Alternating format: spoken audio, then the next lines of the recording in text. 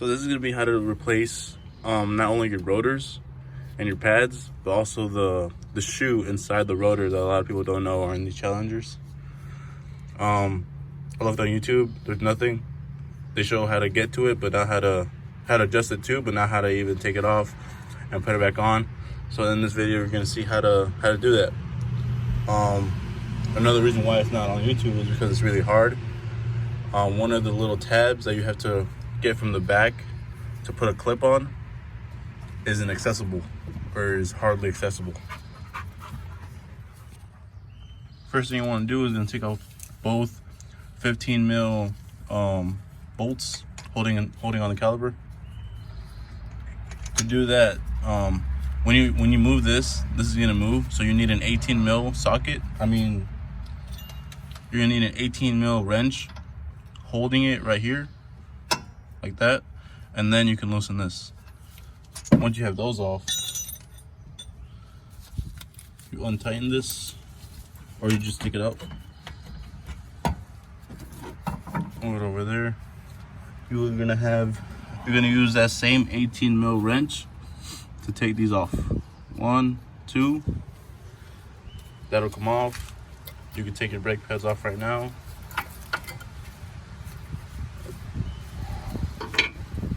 Take your rotor off, and then we'll get to the drum. All right, that bracket's off. If the bolts are too hard on, you can always use a bigger ratchet. Take that off.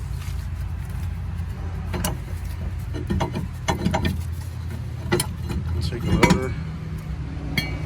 Set that down. As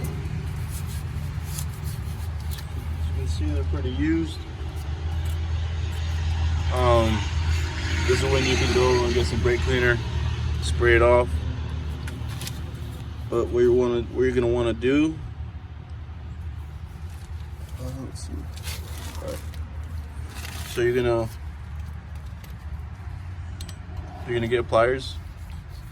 You're gonna push in.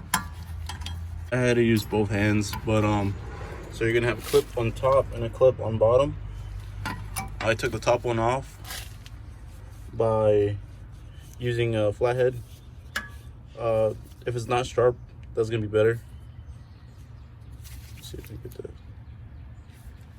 If it's dull, it's gonna be better so it doesn't slide everywhere. You're gonna push the end down and then move that little hook. Move this little thing to the larger side so it can come out from that side. So push this in and move it.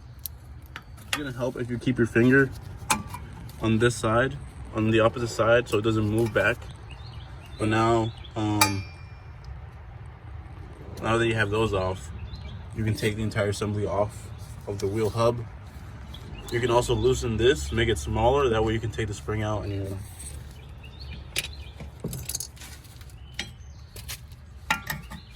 spring goes up, comes out. Lift it up a little bit. This guy should come out. Right. Inspect it, make sure it's good.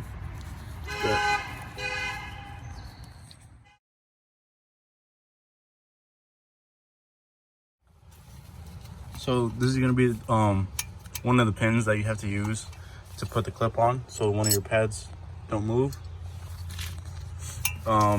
It's easy for the top one because you have access from the back to hold it out straight so you can put it in, but the rear one you don't have any access to. You can see it from over here, but I haven't found a tool that can go there and hold it up like that, but I'll show you how to fix that in a second. This is gonna be how you this is gonna be the layout. This might come off when you do it. It's not coming off for me, but it's okay because that's better because you don't want it to come off. So putting it back on, the first thing I did was put on the top pad and put on the clip so it doesn't move. Oh shit.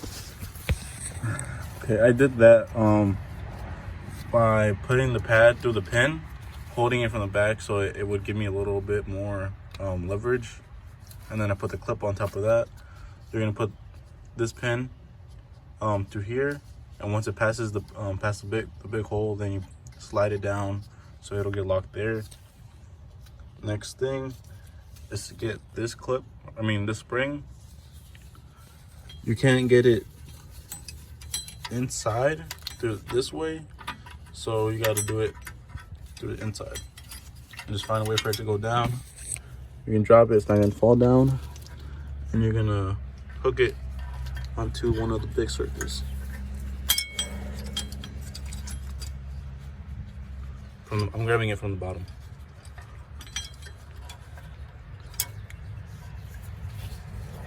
And like that. Like that.